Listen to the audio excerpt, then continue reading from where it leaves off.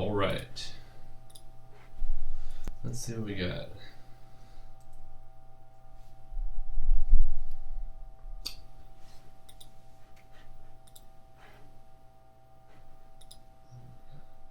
All right, we're live. So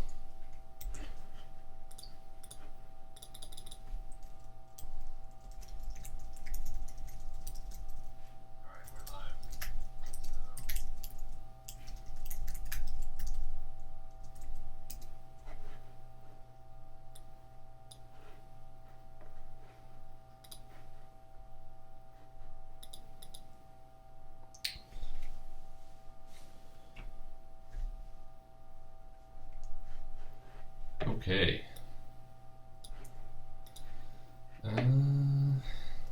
Let's see how this goes.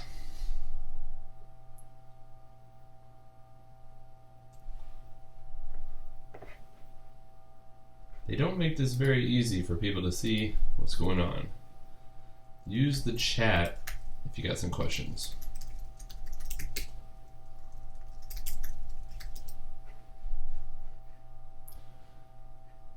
All right, we've got 3 people going on.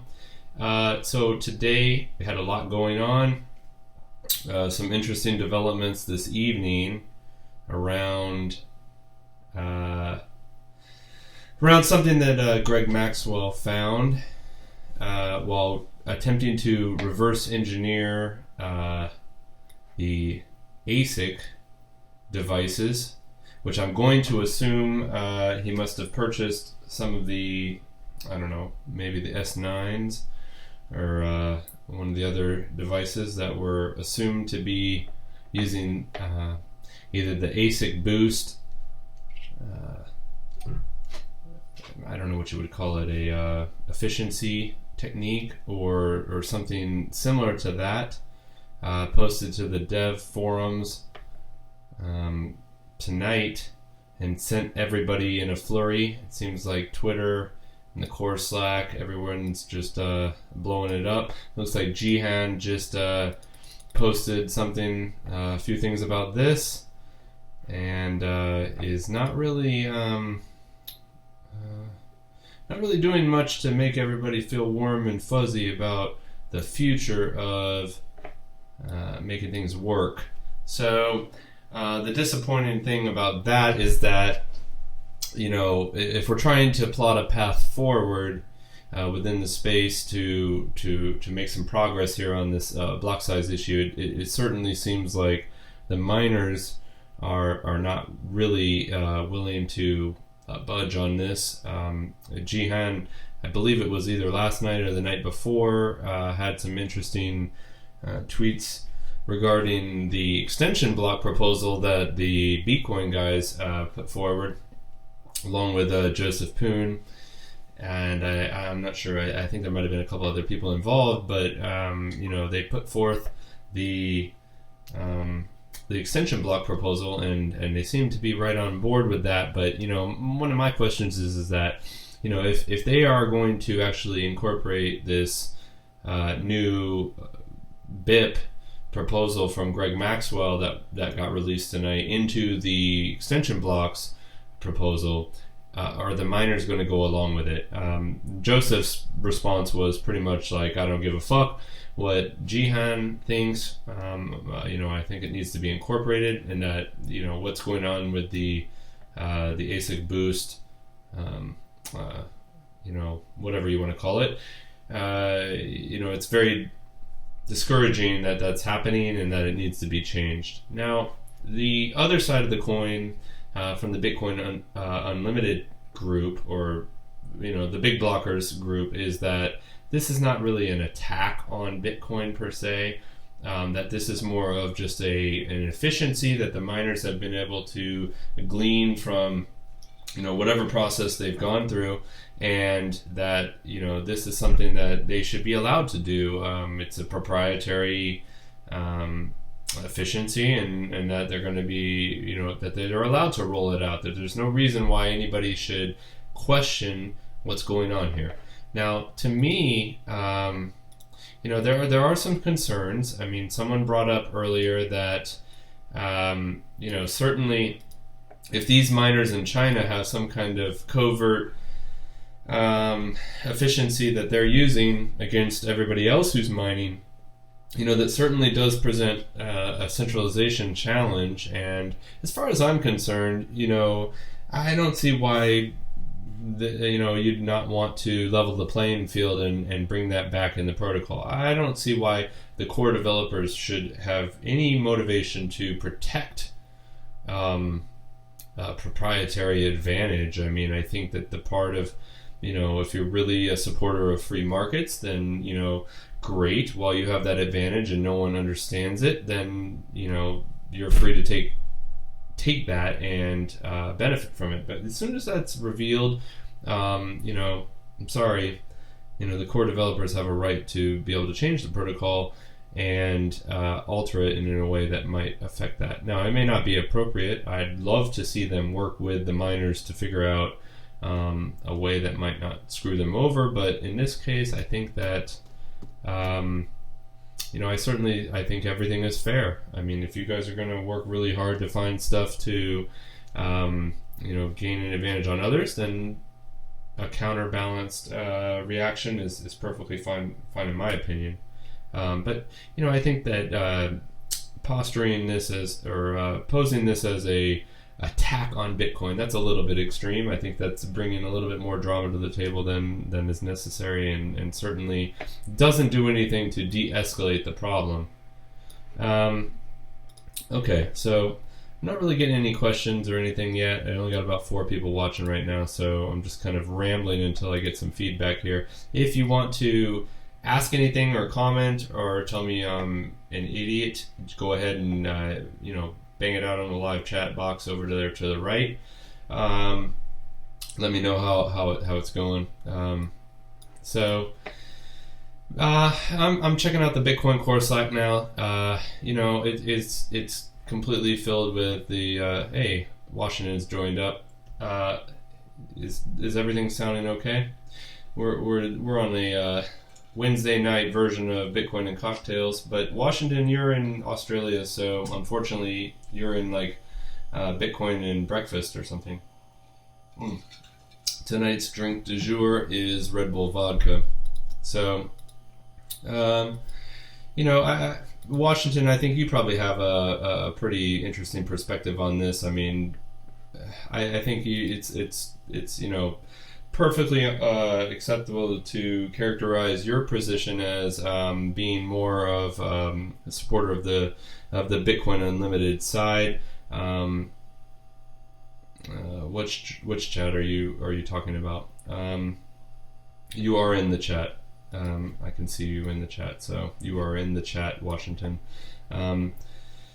Yeah, so I mean, I think one of the biggest issues with the Bitcoin Unlimited side, as well as the core side, is that it seems like people are moving in even more polarizing position. I don't really see people coming together. I know for a fact that speaking to several of the people involved with the Bitcoin proposal, that was an attempt to kind of bridge the gap between the two parties by offering an extension block capability that incorporates a lot of what SegWit is trying to bring out, but then goes a little bit further and meets some of the requirements of the big blocker side. I don't know how well it does a job of that. Certainly, the response from the SegWit side seems to be, yeah, that's great, but we spent a year building SegWit, and now you're adding even more complexity and additional stuff to SegWit before we can get it out the door.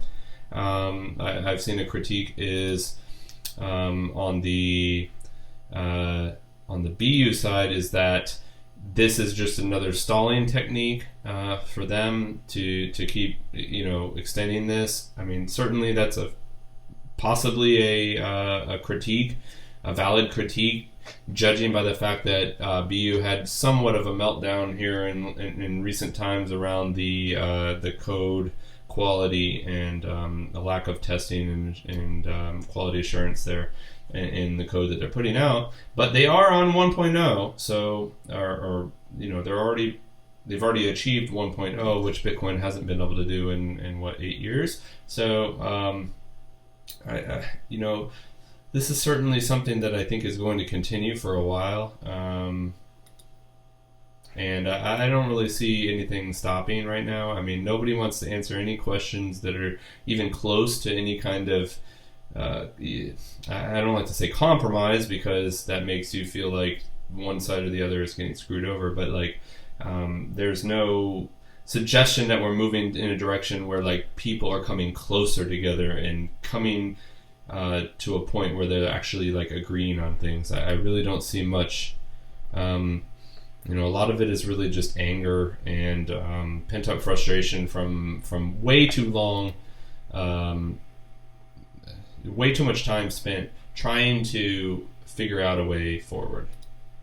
I don't know if anybody on this call has ever been on the Bitcoin Core Slack. You can get to it at bitcoincore.slack.com and join that and check it out. I'm also in the Bitcoin, I don't know, what is it, Bitcoin Classic one. I don't really visit it that often. Haven't really seen a lot going on there. Mostly pretty straight up related to Classic. But overall, both of these Slacks, very partisan, mostly focused on trying to talk shit about the other side. But it is a amazing window into the conscience of the consciousness of the group on either side. It's pretty amazing. One of the great things about the Bitcoin Core Slack is that they have this troll box, which is basically just a chance to see exactly who in the community is willing to lower the bar in terms of quality of conversation and talk smack. But sometimes there are some nuggets in all of these places. Welcome on the Core Slack. It's pretty much going nonstop right now, talking about right now they're talking about they're pretty much retweeting Goons, Emin Gun Sirer, his tweets. Which, if you've ever met Emin in person, you'll know that he is not one to pull any punches and certainly speaks his mind in whichever way he feels necessary, and it will not shy away from critiquing what he feels is something that shouldn't be happening. Let's see what's going on here. So now they're accusing Jihan of deleting tweets. Now, I don't really know about whether or not that's possible, that's happening, but there's certainly enough people here that pay attention to what he has to say to be tracking that. And so, it's hard to guess what Jihan might be thinking. I haven't spoken to him. I only spoke to him one time ever in my entire life, and that was over 6 months ago. And he certainly seemed like a really nice and reasonable guy, but I will admit, he did seem to have a very business-first personality, and he didn't really seem like the kind of person that you'd want to fuck with, even though he is a rather small guy physically.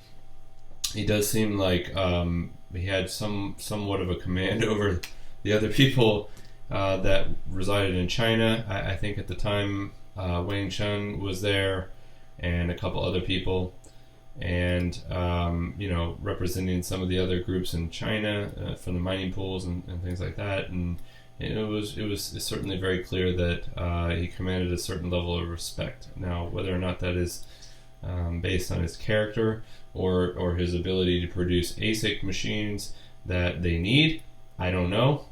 I don't know enough about it, but it certainly is an interesting dynamic, and you can't really count anything out. So, as far as the ASIC boost thing goes, Greg made an interesting point to call out two individuals as owning patents to the ASIC boost. I'll call it an algorithm for now, but I'm not really sure. I guess it's probably a schematic or something similar, since an ASIC is really just a circuitry design, but perhaps there's an algorithm in the firmware of the device or something. But anyway, the two people that were named were, let me see. It was Sergio Lerner and one other individual. I'm trying to find the name. I just don't want to screw it up. It's not that it's super important, but essentially, here it is. Okay. So basically, Greg Maxwell goes on to say that Timo Hanke, I don't know if that's how you say his name, Timo Hank, and Sergio Demian Lerner claim to hold a patent on this attack. Now, I'm not sure where he's getting that from. I tweeted straight at Sergio Lerner this evening around 5 p.m., about 5 hours ago, and he said, I no longer hold any patents on this stuff. Now, that's a pretty vague statement. I don't know if he meant that he no longer holds a patent on that he never had a patent on that, who he sold the patent to. I mean, there's a lot of questions here that are very unanswered, and that tweet didn't really create too much of a resolution, except for the fact that he's clearly not claiming to hold a patent on this attack. So why is Greg sucking these guys, pulling them under the bus into this BIP, which, as far as I know, I mean, I don't understand why anybody would bring people's names into a BIP anyway. It really doesn't have anything to do with the protocol per se. Other than to start to try and get people riled up and say, hey, you should be defending your patent on this. They're trying to attack your patent, which may or may not be true, but it certainly seems like, at least based on the words of Sergio, that he doesn't hold a patent on this attack. So someone does. If it's true that this number that Greg is positing $100 million US per year at this time, that's a lot of money. And I would assume that whoever owns the patent to this method, probably deserves a good size reward for that, and is probably losing out. And so I think this is going to set up a pretty interesting battle on the type of on all of this. Someone else posted some patents that Bitmain filed in China on something similar. I mean, I don't really know patent law here in the US, much less patent law in China, which I would assume is much less strict. But if it was reverse engineered off of a different patent, it could be much more problematic for them. In Washington, it's not an attack, you say. This is word association that Greg's using. Yeah, I think, this BIP strikes me as a very emotionally charged BIP, which I guess from his perspective, you can kind of understand why he might be very agitated. I mean, they spent over a year working on SegWit, trying to perfect it, hoping people would push it through, and that's not happening, or at least not happening as fast as they would like. So you can kind of see where he's coming from, whether you agree with it or not. But the word attack, I think that's a little bit strong, considering that this is kind of something that we knew existed. But like I said earlier in the cast, I mean, I think they're certainly perfectly able to fix this and override it if that's what people want to do. I mean, that's the way it works. It's not like if somebody finds a vulnerability in your software that causes you to lose money, that you just throw up your hands and say, hey, touche, you got it, you got us. You're allowed to change the protocol, and so that's the way it works.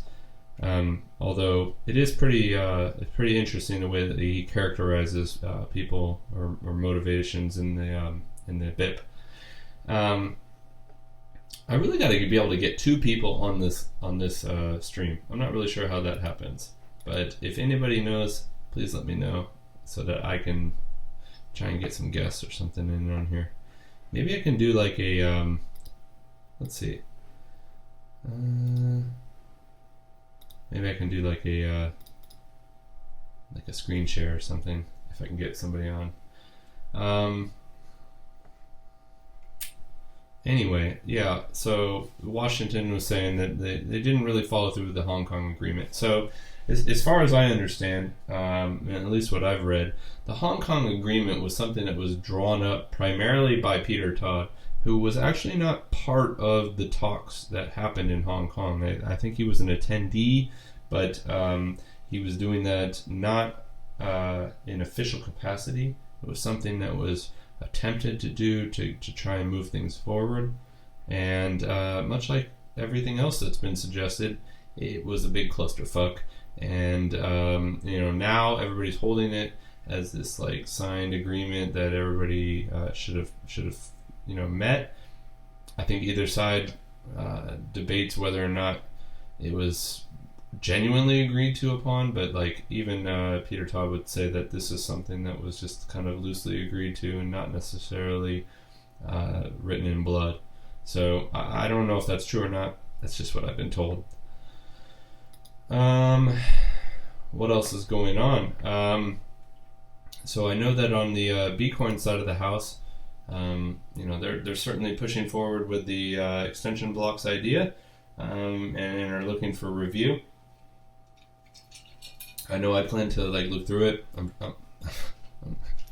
Don't take that as like I'm going to jump in there and fix a bunch of stuff. I'm just going to read it for educational purposes, but I'm sure I'm not going to be able to bring much to the table in terms of changing it. But I think it's good for everybody to understand all of the proposals that are on the table, if we ever want to get there. I mean, a lot of this stuff has some overlap, similar strategies, lots of ups and downs to all this stuff. I know that Johnson Lau, as early as 2015, I believe, was writing about extension blocks and trying to publicize those and push those forward, and didn't really get much response.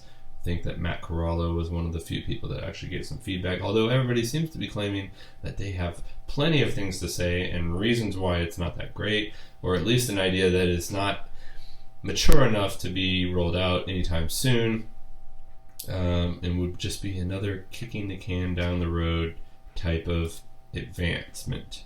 So where are we at now? It seems like we're stuck with a bunch of proposals that don't have a lot of support behind them. And